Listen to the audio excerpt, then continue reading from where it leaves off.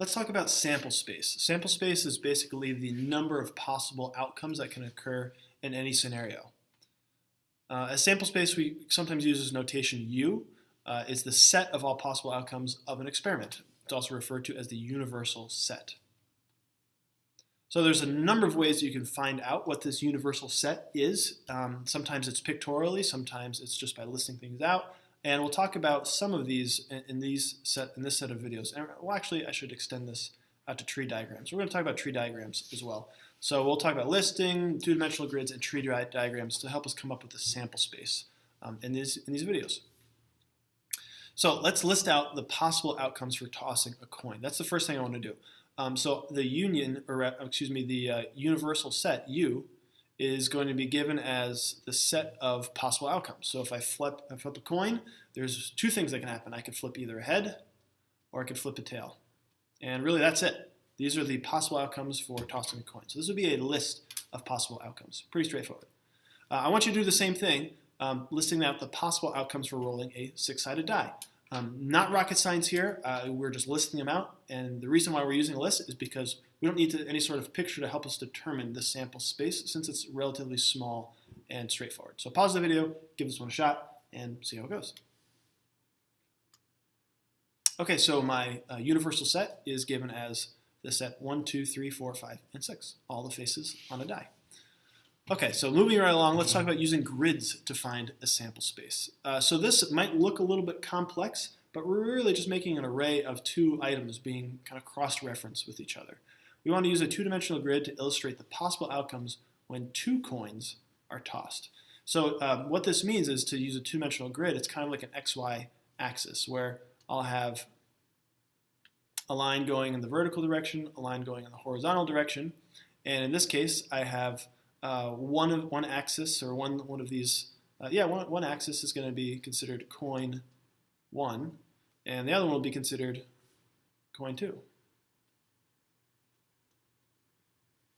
And essentially what I'm going to be doing here is I'm going to create these vertical lines that represent the possible outcomes. So I could have a head or tail for coin 1. I could have a head or tail for coin 2.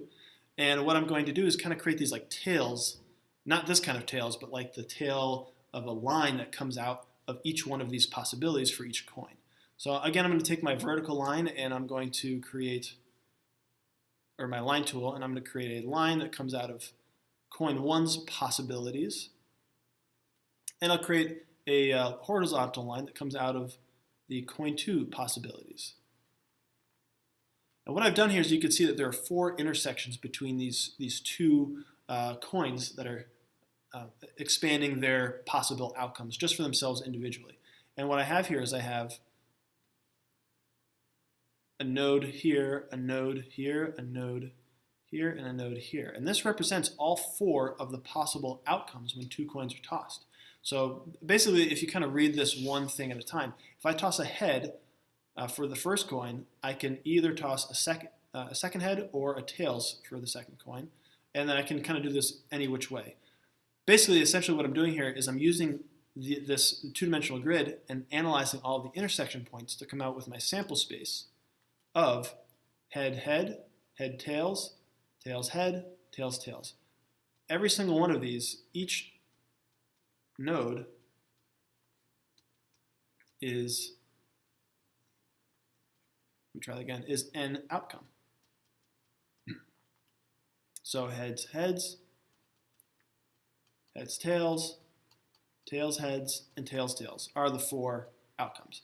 This is a pretty simple example, but it can get a little bit more complex, and sometimes it's nicer to use this two-dimensional grid when we get a little bit more tricky. So like, look at this example here. I want you to use a two-dimensional grid to illustrate all the possible outcomes when 2 dice are tossed.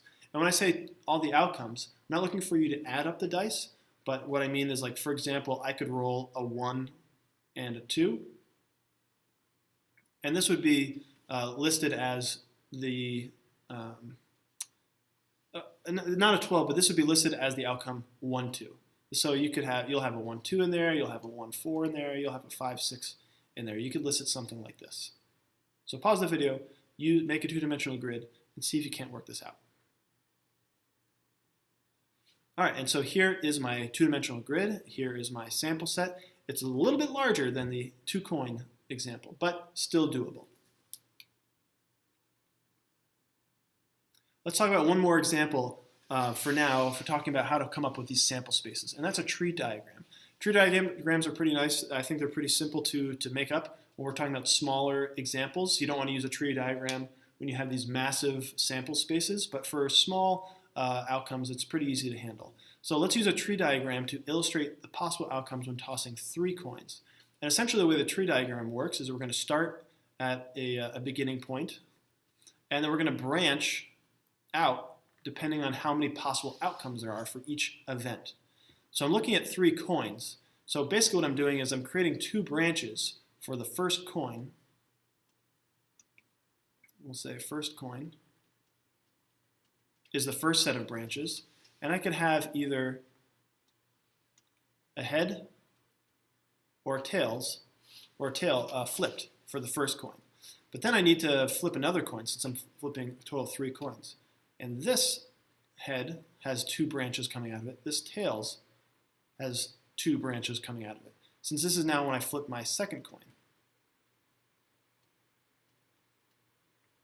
And once again, I could have a possible outcome of a head or tails being flipped, or head or tails being flipped. And then I've got a third coin to flip. So each one of these endpoints of each branch is going to have 2 possibilities coming out of it. So you can see kind of where this is almost like a tree that's splitting all these branches. So once again, I could have a heads, tails, a heads, tails, a heads, tails, and a heads, tails. And this is once the third coin is flipped. And really the thing to take away here is the helpful piece of this is it can kind of help us to visualize all the possibilities for reaching the ends of each of these branches. So we would say that the number of branches is the number of outcomes. And you can count them. I've got 2, 4, 6, 8. I've got 8 total branches, so there are 8 outcomes in this scenario. So if I want to list all of the possible outcomes, I could write out that universal set is going to be given as heads, heads, heads. And I can follow all the branches. So I've checked this one off. I'll do heads, heads, tails. Heads, heads, tails. I'll do heads, tails, heads. I'll do heads, tails, tails. Now I'm down on this branch, heads, tails, or excuse me, tails, heads, heads. Tails, heads, tails. Should check that one off and that one off. And then I'll do tails, tails, head. Tails, tails, head. And finally, tails, tails, tails. And so that's it. This is my set that I've come up with by using this tree diagram. And really, the tree diagrams are pretty simple to do as long as you know how many outcomes could happen for each individual outcome. And what we're doing is kind of compounding these outcomes. So doing a similar thing, I want you to draw a tree diagram to illustrate the possible outcomes when drawing 2 marbles from a bag containing many red, green, and yellow marbles. Now, the only thing I need to highlight before you pausing this and trying this one is when I say many red, just assume that the probability of pulling any one of these red, green, or yellow marbles out doesn't change. So you can always pull any one of them out from a bag. Don't think about it like, oh, well, I've removed a red bag. Does that change the probability? No, there's lots of them in there. So we'll say you have an equal chance of pulling either one out at any point. So with that in mind, pause the video, make a tree diagram, give this one a shot. All right, and here's my solution. So each marble that you pull has 3 possible outcomes, a red, a green, and a yellow, a red, a green, and a yellow, red, a green, and yellow. So with that, there comes out to be 9 total possibilities.